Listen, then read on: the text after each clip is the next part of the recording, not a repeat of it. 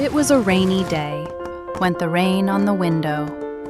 Lily really wanted to play outside. Mommy, can I go out and play? Of course, my dear. Lily put on her bright yellow raincoat. She put on her shiny red rain boots.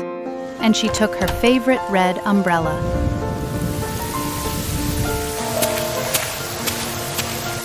Oh, a snail! The snail looked a bit sad and wet on the wooden fence. Take my umbrella. She skipped along, still exploring. Soon she came to a field of beautiful tall sunflowers. She carefully picked it up. "Come play with me," she cheered. Lily kept walking. Oh, a big muddy puddle! Her eyes sparkled. She jumped right in. Splash, splash, splash. Her happy giggles filled the air. Soon the rain stopped. The clouds moved away, and the sun peeked through.